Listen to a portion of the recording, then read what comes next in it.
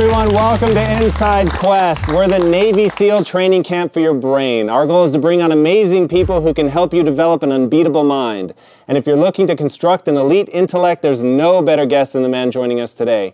He's an accomplished entrepreneur, highly sought-after speaker and coach, and best-selling author. But what gives his ideology weight is that it was literally forged in the crucible of battle. There are few markers of badassery more universally acknowledged than that of being a Navy SEAL. And today's guest is not only a retired SEAL, but he graduated as Honor Man, #1 ranked trainee, from the notoriously grueling Bud School.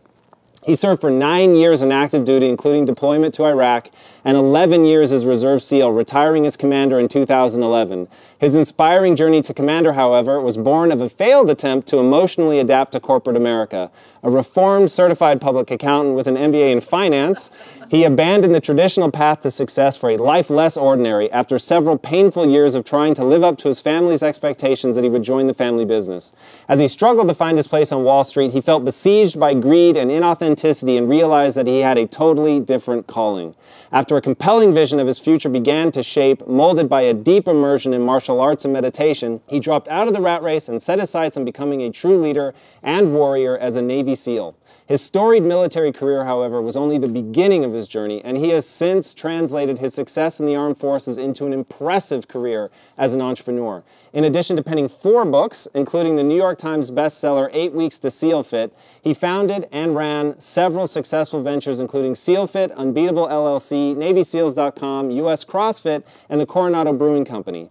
His impressive accomplishments are due to a results-oriented approach as evidenced by his SEAL Fit program, which took the pass rate for naval candidates from 33% to over 80% on the physical screening test at the Navy boot camp, and his Kokoro camp, which is used by special ops candidates, elite athletes, and civilian high achievers to break through to unprecedented levels of performance. Please help me in welcoming the creator of the #1 fitness podcast, Unbeatable Mind, the man who holds a black belt in Saido and Goju Ryu Karate, a senior ranking in Saido Ninjutsu, and is an expert in human performance, mental toughness, and physical readiness, the former San Diego University adjunct professor of leadership, Mark Devine. Wow. Mark, welcome to the show, man. What a pleasure. I was thinking, I got to meet this guy you're talking about. Well, he's here today. Man, what a pleasure to have you on the show. Yeah, it's mine. You had me on your podcast, which was amazing. So I had already begun my journey of learning who Mark Devine is, and it was utterly fascinating. And the thing that I think I find really, really intriguing, and I think that people are really going to connect with, is you've corrected course in your life pretty majorly a couple different times, not the least of which obviously being your family, you were headed into the family business, but then realizing that active duty was putting a strain on your marriage, you corrected again to go into the reserves. It seems to me that that plays into your concept of BOO. So if you can explain to people what BOO is, how you can keep an eye on it to really make conscious choices. Yeah, BOO is an acronym for background of obviousness. And this is an interesting place to start this conversation because BOO is that area of your emotional life that is undiscovered, untapped in terms of your awareness, and unresolved. And it causes you to repeat patterns over and over and over. And so by learning to investigate these BOO items or this background of obviousness, and then to elicit kind of a more true concept of where you're meant to go in life, then it gives you that momentum and courage to kind of make those hard right decisions. It's really interesting because I find that not only was I trapped in a BOO, so the reason I started there is for me the construct that I use to think of what you call BOO is the matrix, right? It's so ever present, these assumptions that you make, these beliefs that you have, that you don't realize they're fake. You don't realize you can control them, that you could set aside a belief, you can adopt a new belief based on what serves you more. If you would tell them a little bit about your family, because I don't, the family business in particular, because I don't think they understand. It was founded in the 1800s. Right, yeah. It's not like this was something they've been doing for the last 10 years and there was a little bit of pressure. I mean, this is like generations of assumptions about what you'll do with your future that you ran against. Right, and I think everyone has something in their life where there's a lot of energy that propels them in a certain area, and it may not be the right direction. For me, it was this family business called Devine Brothers. It has been in the family for over 100 years. It's one of like 1,000 companies left that are over 100 years old. Wow. anyways, Tom, as you can imagine, growing in upstate New York, the subtle messages from my family were that business is everything, and we're a business family, and a career, let's say, in education as an academic, that's not good. And military, forget about that. You do that only if you are a complete failure in life, right? Those are the kind of messages that were really subtly planted. They weren't things we actively talked about, but these things kind of come in, they seep into you through your family dynamics and the mini cultures that you grow up in. And so by the time I got to college, and I of course studied economics because that was going to be as close to a business degree as I could find, and there was no questioning as to whether this was the right path. So when the opportunity came to take a job with Coopers and Lybrand in New York City, and they were going to send me to NYU to get my MBA, and all this sounded really good at the time, right? MBA, CPA, stacking up those letters after my name, right? And my family was very supportive, saying, this is good stuff because that's going to be great training ground for you to come back to the family business. Again, if I had not stumbled upon a methodology to tap into the deeper inner recesses of my being, like you did when you jacked out of the matrix, right? Then I could still be there today. And I believe that we all have a guiding, a purpose, right? And for me, that purpose was to be a warrior and a leader. And it wasn't meant to fulfill that initially in a business setting, not in particular, not with my family business. Looking at you, you look like a Navy SEAL, right? So, and I've read people's, it is a compliment, and I've read people say that before, and I'm sure that some of that has come from training and becoming a Navy SEAL, but I had so many assumptions going into your story, and the more I learned about you, the more each one of those assumptions was broken, which was, okay, here's a guy probably from a military family, like they were pushing him in that direction, he maybe expresses himself more fully, which is how you get, because obviously your materials looking back, how to become a SEAL and have that level of fitness is very fascinating and obviously on point with somebody who's done it. But I just assumed that was sort of the background. So as I got into it and realized that, and you talk about universal beliefs and you talk about relativistic beliefs, and I saw that at play, because that's such a fundamental thing for me. I feel that as a leader, I'm entrusted with the lives of a lot of people. And to me, if you ask me, what's the one thing that you have to do? It's to get them to check their boo, right? It's to get them to stop being enveloped in something that is so ever-present, so ubiquitous that they are literally blind to it. Right. So walk people through how you walk into a karate dojo one day, and that leads to you abandoning the world's safest career path to the world's most dangerous, literally life-threatening career path. Yeah. I don't know what the heck I was thinking, actually. Just kidding. I think that when you're ready, your mentor appears. And so the founder of that martial art is a grandmaster, and he is what I would call an enlightened being. Like he had been training his mind, body, and spirit from a very young age. And when I stumbled into his life, he was in his 40s and had been growing this martial art now for probably, I think it was 20 years. They were just about on their 20th anniversary. And he became my primary teacher. In fact, to this day, I've followed a lot of his principles because, he could have been all around the world, floating around, traveling to meet up with, to give speeches or to do that outward stuff. But instead of doing that, he stayed put, like the center post in his universe. So, and he made people come to him. And the way he approached his training was very integrative, meaning it wasn't so much about becoming a fighter, even though that was an important part, because that was the warrior part of the martial art, but it was about becoming a good person. And the term Seido, S-E-I-D-O, which is what the martial art was called, means the sincere way. So one day I was walking down the street on 23rd Street in Manhattan, and I heard these shouts, and it's almost like I felt every shout just calling me up there. And I looked up and I saw the sign for World Seido headquarters, and I walked up there, and there was Nakamura leading a class, and I signed up on the spot. The process was amazing because we would sit in meditation, a process called Zen. Now Zen was nothing but sitting and breathing and counting your breath, and then getting very aware of what's going on inside of your mind, right? And then there's a follow-on process to begin to really focus it and deepen your concentration. And so we would sit in meditation on a little bench before class, and then we would go, get it all out. right? Sweat and clash with other human beings. So a lot of emotional development there, right? And then we would sit in silence again afterwards. Powerful process, and what happened is I started to kind of open up like a new areas of my brain that weren't being accessed. And that silence was allowing information to kind of flow up and through me. And the first kind of wave of that information was that something was wrong with my life and there was a misalignment. Like even though I had all the ego associations with getting the MBA and the CPA and the money was great, there was a broadening sense that it was wrong, that I was a misfit in that world and that I was heading down the wrong path and heading down fast.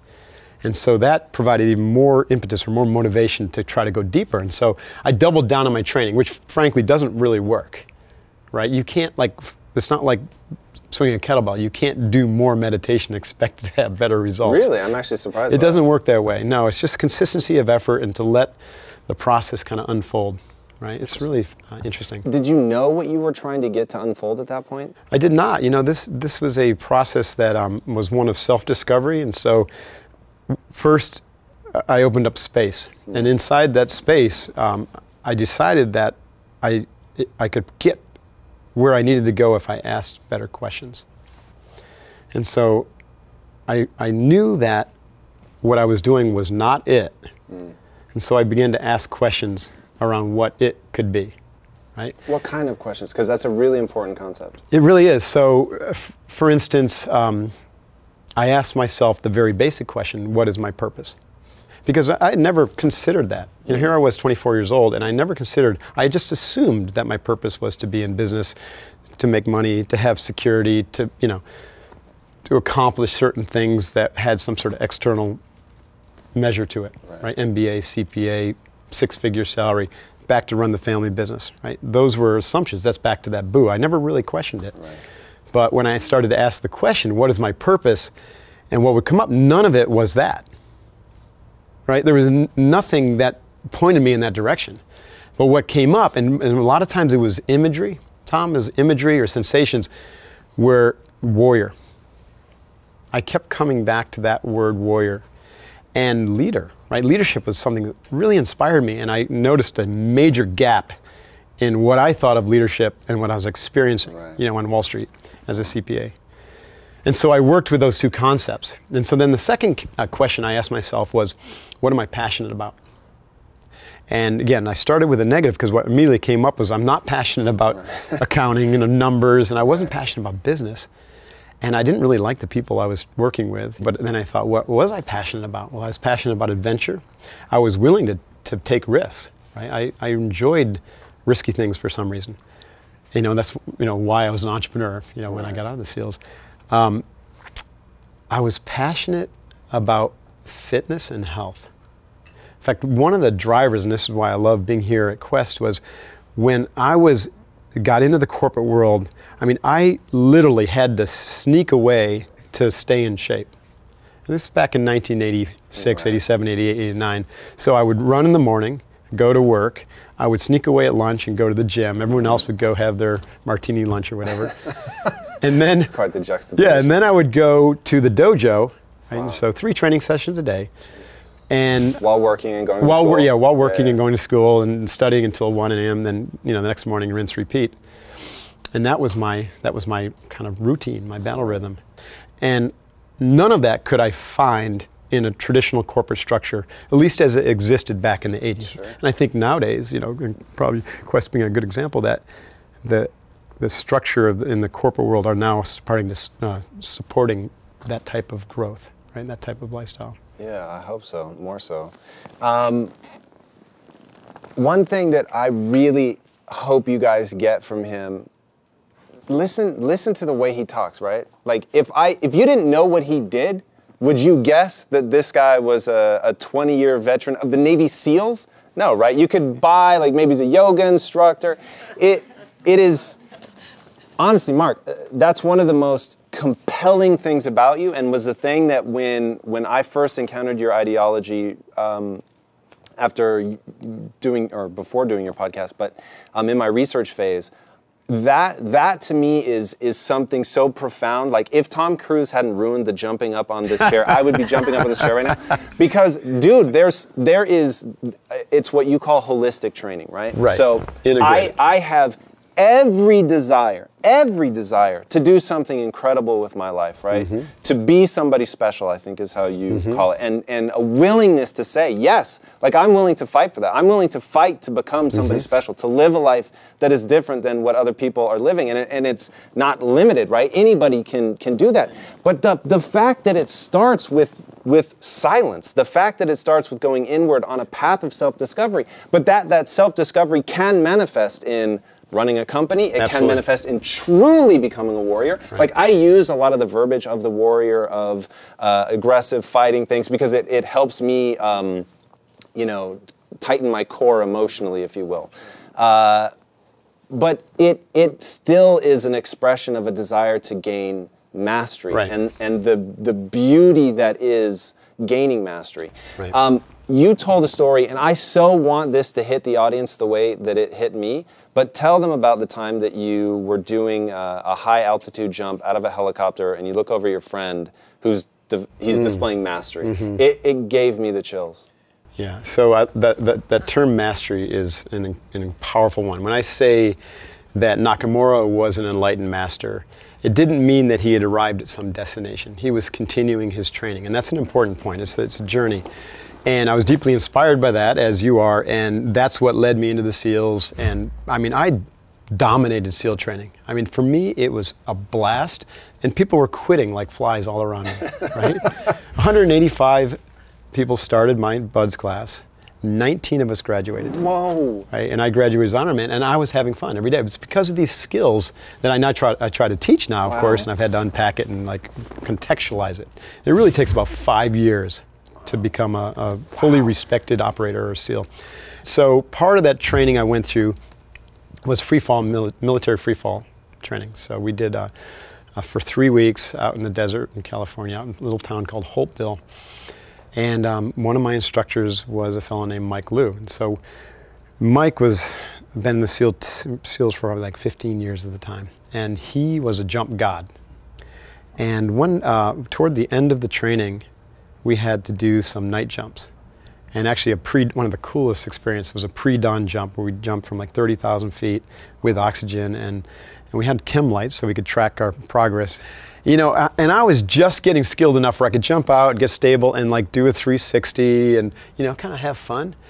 And so I jump out and lose my chaser, right? So every instructor, you know, paired up with a student to make sure disaster didn't happen. And I get out there, and it's dark, and we're really high, so you can see the sun, you know, just cracking over the horizon. And I see all these chem lights from all the other jumpers. And it was like a mystical experience, and I'm just like, this is amazing. And so Lou gives me the signal, you know, he's facing me, he gives me the signal to do a 360. And as I turn back around, he's standing feet to earth.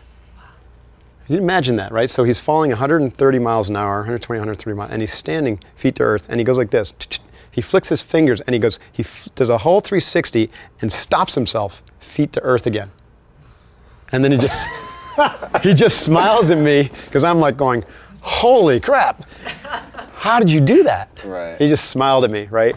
And we never spoke of it, but that, you know, when I looked at that, I said, that was, you know, that's mastery, right? That was mastery of a particular skill, but the person he had to become in order to display that skill was more important to me, right?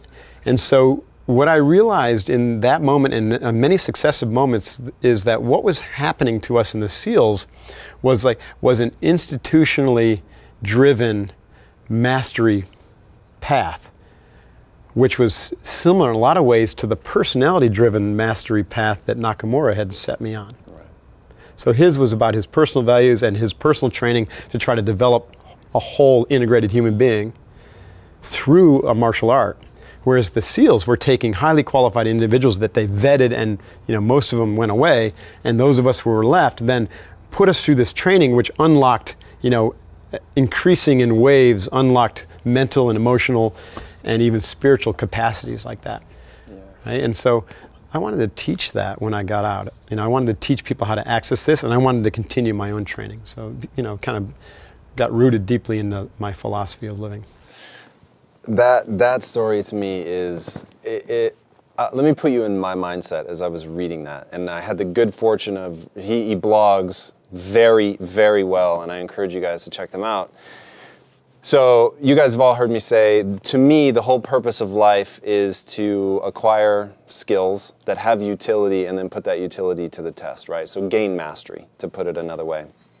So as I'm reading this story, and you're describing, you know, jumping out, running down the ramp and jumping out the back of the helicopter, I'm thinking, that's mastery, man. Like, I couldn't even imagine, like, running and jumping out of that plane. And that, like, it almost gave, even though I was sitting behind the desk as comfortable as I could be, like, I had a little anxiety at the thought of running down, right? You know, and I was just like, whoa, I'm not sure. That would be normal, yeah. Right? And so, and as you describe it, and you saying, I do the 360, and I'm thinking, whoa, to have, because you describe what you're doing physically. You're like, I arch my back, I get into position, and I do my 360. So I'm like imagining all these, to know what to do, to arch your back, to how to hold your hands, how to do the 360. Like, I'm freaking out, like, this is amazing. And then the reveal, and he's standing there like a bullet, feet to earth. And you were like, and I realized I was seeing mastery. Right. And I just had the chills, and it was so beautiful. And like that to me, because I don't think people understand, the quest for mastery is a beautiful pursuit. It is a beautiful pursuit. It is so fun, and it makes you feel alive. Like when you find that thing, like for me, right, like the three of us in that progression, me, you, and then Mike, are just stages for you of mastery, right? There will be the moment where you're like, I can't believe I'm gonna, whatever, leave my, we'll point to this young lady here in the front, to move away from the home that I've lived at my entire life, doing a job that I've had for a decade, doing exactly what I know, all safe, everything, and then the next day be somewhere else. That's stage one. And at that point, you can't imagine where you're going to be in 10 years and the numerous skills that you will have acquired every step of the way, like more beautiful than the last, if you're doing it as a spiritual quest, right? And that's the thing that, like, dude, I am into the way you look at the world, because you, literally, you're trained to kill people, but you sound like this totally at ease spiritual dude. And you'll be, in fact, walk us through the colors of alertness. Yeah, one thing I wanted to say that you just kind of sparked is that the authentic warrior is the last to pick up the spear. Right? The authentic warrior has developed himself and cultivated mastery to where he has love for his enemy and all sentient beings at that level. So that's mastery in the warrior archetype. And again, warrior doesn't have to be, and you understand, but warrior doesn't have to be someone who's in the military. It's an archetype within all of us. So we all need to draw on our warrior when we need to be firm and resolved, and when we're clear about where we stand and we don't want to get pushed around. But in order to be a warrior, you need to know where you stand and what your lines are of demarcation, right? Because if you don't stand for something, you fall for anything. And if you don't stand for something and some bully comes along, whether that bully is an organization or your dad or your brother or just anybody else in the world, then you're not going to have the resolve to fight back. So the warrior ethos starts with cultivating a personal ethos, which is clarity, deep clarity around those questions that I mentioned earlier, like what is my purpose in life, what am I passionate about, how am I going to align those, and what are my principles which are going to keep me aligned as I move toward that, and then to develop a very profound vision of what that looks like for you, because every one of us is unique.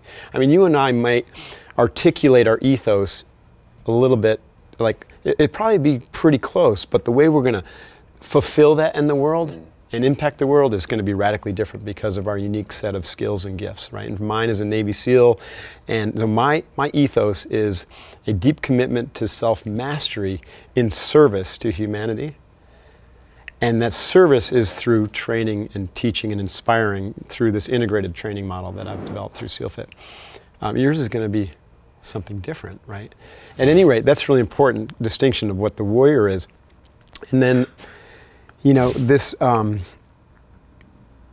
notion that we can set ourselves on a path toward mastery, and it is a journey. And we have to basically take certain steps to train ourselves and take responsibility for our growth. Remember, we had a brief conversation about fixed and growth mindsets. I call it fixed and flowing. So once we decide that we can grow, and then we must, in my opinion, we must take personal responsibility for that growth, right? Otherwise, how are you going to lead it in the right direction? Okay, and part of that growth as a warrior is to develop deep awareness of what's going on around you and inside of you. We call that situational awareness, right? So we use the color code system to develop or to be sensitive to what's going on around us. Now, this is very relevant today based upon what just happened in Paris, and this notion that we need to upgrade our alertness so that we can both avoid and detect and, if necessary, deflect and deter situations like that before they happen. A great example is that Marine, and I think maybe there are 2 Marines who were on a train in Paris, right? The same group was trying to kill everyone on the train. And these guys were aware because they had this color system, at least a metaphoric representation of that. So, real quickly, white is ignorance. Most humans are in white, and we call them sheep. So there's this notion of sheep, the wolves. The wolves are the violent criminals like ISIS, those who seek to harm. And the only thing standing between the sheep and the wolves is the sheepdog. Okay, so that's a metaphor. So, of course, Navy SEALs are sheepdogs, but we're not the only sheepdogs. We can't be the only sheepdogs. There's only 1,800 of us, and we're out there on the very pointy edge of the spear. So, who's the sheepdog back here? Well, it's everyone in this room. And it comes through increasing our awareness or elevating our awareness out of white into yellow. Now, yellow is, imagine that your mind has a radar scanner, right? And it's always switched on. White is switched off, complete ignorance. Yellow is where you're switched on, where you're still going about your daily business, but you're scanning, right? You're always scanning the environment.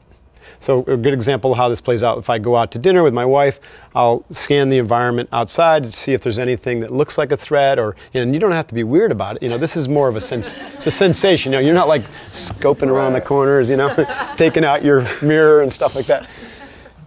It's more like trusting your intuition, right? Like getting in touch with your belly and saying, okay, how does this feel, right? And if something doesn't feel right, move on. Trust yourself to that level. Move on. Enter the restaurant, scan the restaurant. Find a seat where you can have your back against the wall facing the door. In fact, when I go out after like a training event with my SEAL Fit coaches who are all Navy SEALs, it's kind of stressful because we go into a restaurant and we all race for that seat. I got this, because we can't stand sitting with our back to the door because we're the sheepdog. We want to be there to protect if something goes on. So that's yellow. Now, what if I'm sitting in the restaurant and I got my wife and my son, and we're enjoying things, and I see, or I sense, and see something happening either outside or maybe someone enters the restaurant, and something's not right. Well, now I switch to orange. Now, orange it's obviously more elevated state of alertness. It's now more focused, and so like yellow is scanning, no threat, no threat, no threat, but I'm still scanning. I don't go back to white just because I don't detect a threat. Orange is ping, right? My radar pinged on the front door. And so now it's a focused awareness as opposed to a relaxed awareness. And now all my energy focused. I still don't, jack my wife and son up and say, okay, we got to get out of here because I don't know what's going on yet, but my energy is focused now. And I'm starting to process what's going on deliberately. And then if it turns out to be a credible threat, that's red. And for the sheepdog, red is action.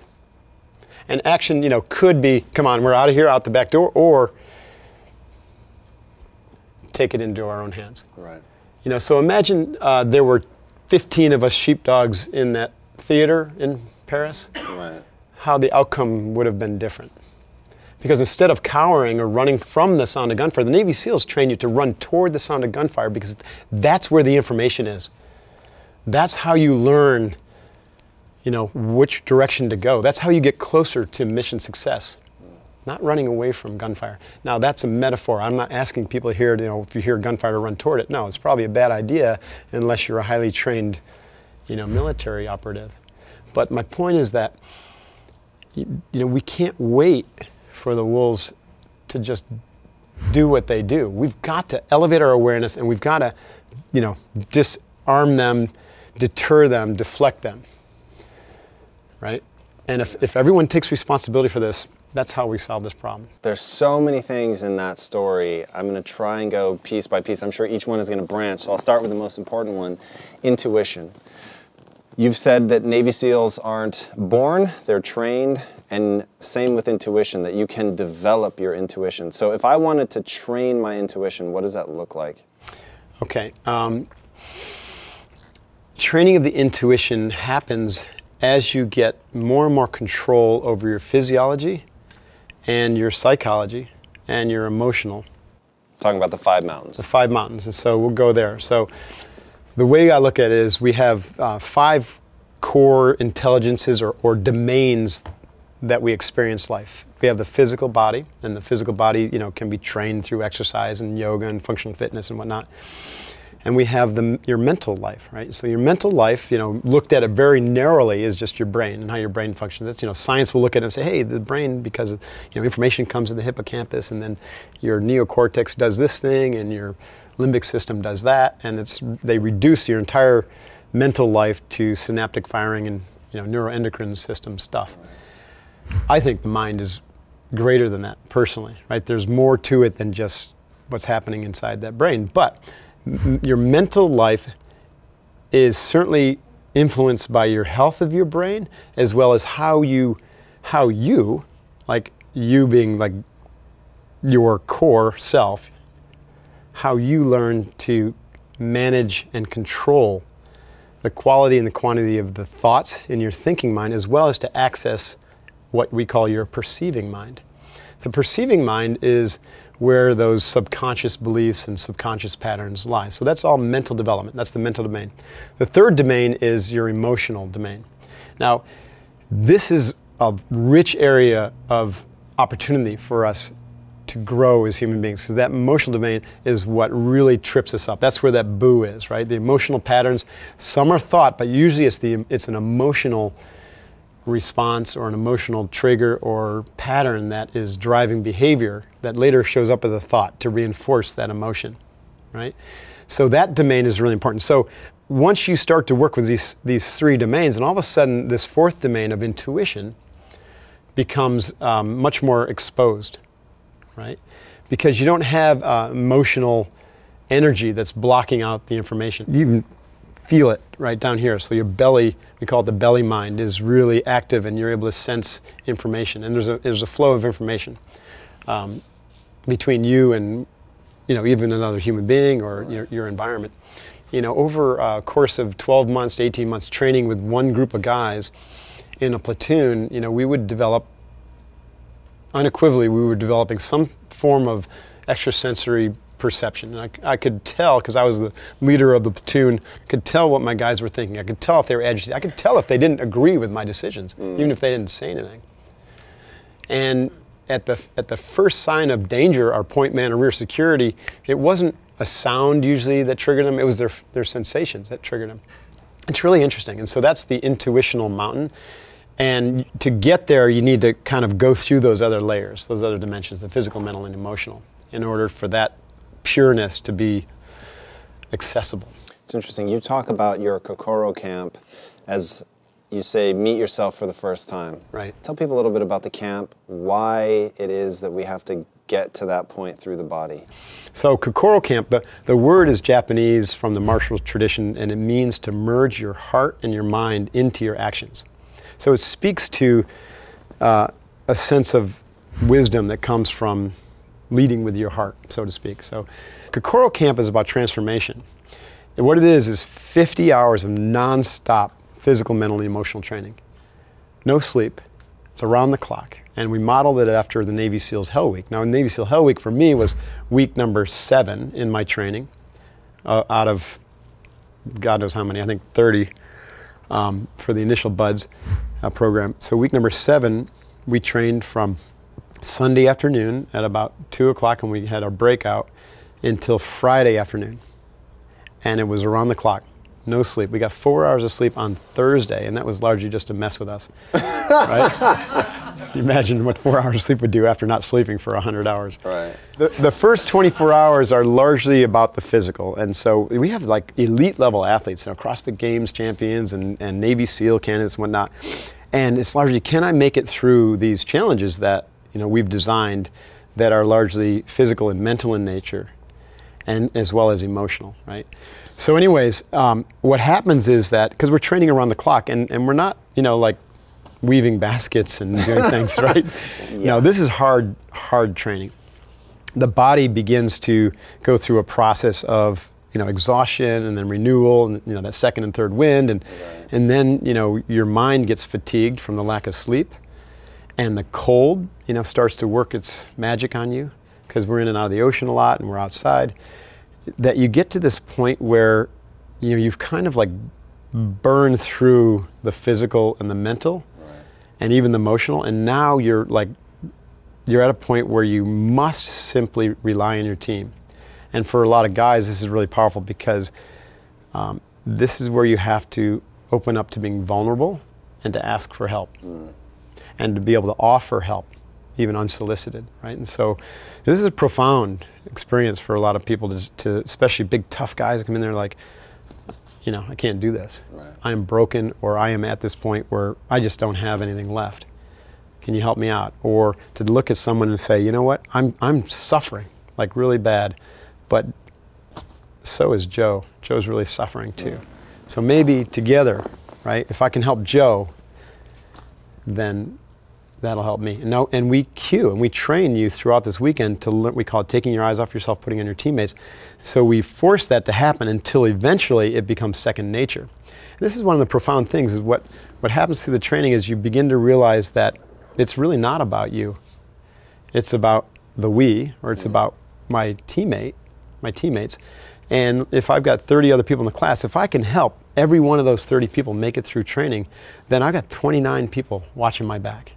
And this is exactly one of the main principles that I used when I went through SEAL training. Is I had a boat crew, 7 other guys, and I told myself, I said, these guys are going to be standing with me at the end of 6 months.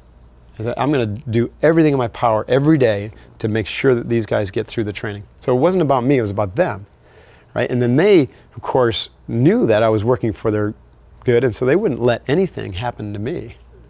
That's so powerful. It was super powerful. So it was almost like a 20x effect, where I was getting way more energy by helping this team out than I was if I was just in it for myself. And we all stood there at the end and graduated, all 9 of us. It was profound, yeah. Wow. And then, the mental attitude that you bring to something as well. So in Kokoro Camp, we teach that there's 4 primary skills of mental toughness. You recall those as the big 4 from the book. The first is control over your breath. And control over your breath gives us the sense that everything's okay.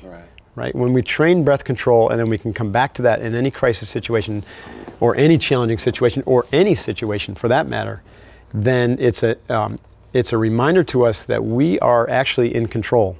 And what's profound about that is when you breathe with the way we teach you to breathe, then you're calming your nervous system down and you're controlling your mind in a sense that you're able to start to pay attention and to manage your thoughts. So if you're in this training, like a Kokoro Camp, and you're suffering, and you can come back to your breath, then that breath gives you the space to look at what's going on in that cranial housing group, and then inside that cranial housing group, we can realize that we're suffering and that we're internal dialoguing in a negative way. Like, I can't do this. I'm in trouble.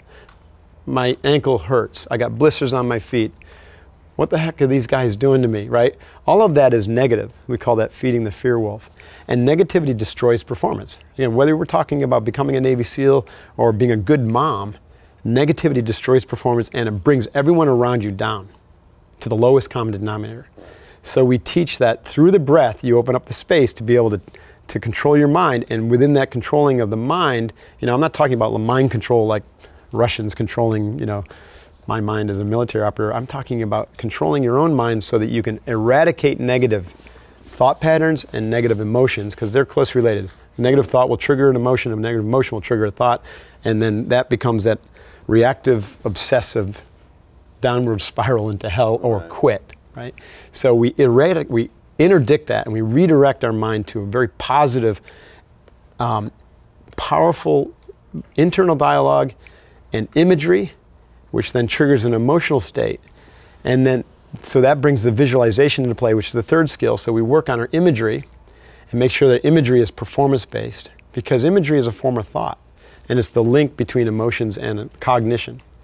So then we get that all lined up, and then we find the next task that we can do, what we call micro goals. What is it that I can do right now that's going to lead me through this situation toward my vision of victory, right? And as soon as we have the saying that doubt is eliminated by action. As soon as you start moving on those micro goals and you're maintaining the positive attitude, now you're feeding the courage wolf instead of feeding the fear wolf, and you're breathing deeply into each moment, right? You're in a very present state, and all of a sudden, all the pain, all the suffering just immediately goes away. It's like, disappears. The reason it was there is because you were focusing on it, right? It was obsessively focusing on it mentally and emotionally. And when you shift your mind and use it in this way, all of a sudden, pain and suffering goes away, and all this energy comes through you. And part of that is because those next actions in that state, in that positive state, include your team, right? So it's not what can I do? Follow me, everybody. No, it's like, what can we do? Let's go in this direction. Let's solve it this way, and let me help you, right, get to this other side of this challenge. These are skills that can be trained, and they're skills that the Kokoro camp is really, it's a test. We call it a crucible test. The skills, if that's the first time you're exposed to them, it takes about 24 hours to work with them to realize, oh my God, these are money. What was the why that got you through Hell Week, you personally? That I felt it was my destiny. And so that there was no quit. There was no quit at all. In fact, the only way for me to be removed from that training was in a body bag, right? And so because I knew that, I had that sense of certainty, I made it my mission to get my team through it. So that was my why. Now, that was connected to this sense of purpose that I had, that I was meant to be a warrior and a leader. The one thing, though, that I want to push on a little bit is what does being destined mean to you? Yeah. Because that doesn't, like, for me, and everybody's different, but for me, I don't believe in destiny that is absolute. So, do you believe that there's a destiny for everyone that's absolute? I think it's dependent upon the individual as to what they choose that destiny to be. So that's destiny, what I mean. I'm not talking for about, you as a choice? Right. I'm not talking about, hey, God has this specific plan for you. I think I hear that a lot. And what I say to that is that plan is largely, the element of that might be true, but that plan is largely driven by you. So let me describe how I felt this. When I had gone through this process with Nakamura in New York, and I was working as a CPA, and I, over a year to year and a half long process of meditating and asking these questions and deciding that what I was doing was not it. Right. And so that led me to trying to go through this process of figuring out what it was, and I settled upon the SEALs. Then I used every skill that I had learned up to that point in my life to train for it, to make sure that it became a reality. And when I said that I'm going to be a Navy SEAL, I said I want to remove all barriers and I'm going to train to become a Navy SEAL. And now I call that process winning in your mind before you enter the battle. And that comes from a famous Sun Tzu quote. Sun Tzu is the Art of War author, right? Several thousand years ago. He said, victorious warriors win in their mind and then they go to the battlefield. Losers go to the battlefield and seek to win. It's basically what he's talking about. It's, I didn't quote it exactly right.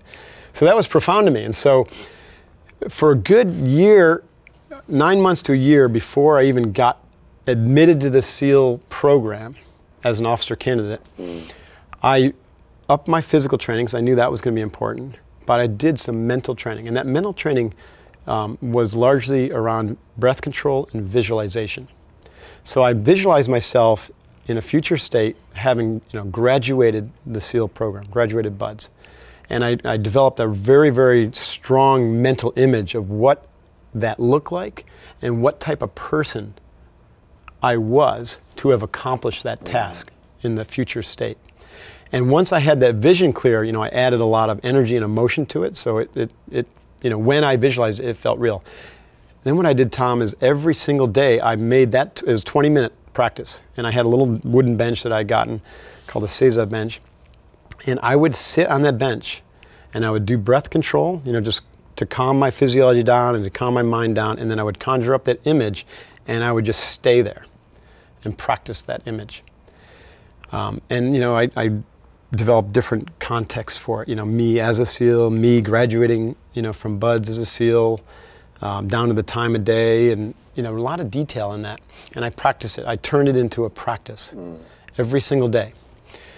And it took a lot of faith for me to do this, I guess, because I didn't know if this was going to work. I had this sense of certainty kind of wash over me that I was definitely going to be a Navy SEAL.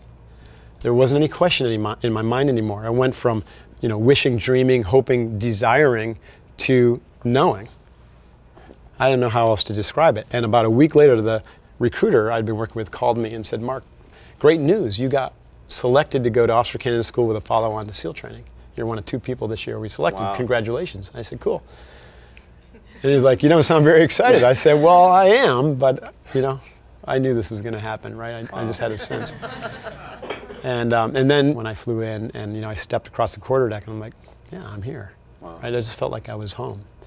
And so the rest was history, as they say. I just had to, I had to do the work. And I had to do the work at a very, very high level of, courage and competency. And I had to, there was nothing that visualization did for me except for probably remove a lot of obstacles and give me this amazing momentum and sense of confidence to show up and put out every day knowing that it was my destiny. That's what I mean by that. I don't think it was anyone else who created that except for me. Having said that, if that path was out of alignment with my purpose, with my God-given purpose in life, I think all sorts of roadblocks would have come up, right? And I think that it would have been pushing, against a strong headwind. Right. You know what I mean? Yeah. If you had to describe, in a universal way, a life lived maximally well, what would it look like? Well, one of the things that we do in our training, and this all goes back to this notion of developing a strong personal ethos, and that ethos gives you clarity about where you're meant to go with your life, how you're supposed to serve others. So I believe we're all here for a purpose, and that purpose is in service to other people or humanity at large. But it's unique for every one of us. So gaining clarity about what that is, what I mean by your personal ethos. And Navy SEALs are very clear about where they're going and why, right? And so I ask everyone, we've got to get that clarity. We've got to develop a personal ethos. So one of the tools and practices we have is to write your own epitaph. Right? And then another one is to visualize, go into a deep state of visualization and visualize yourself meeting 85 or 90-year-old version of yourself.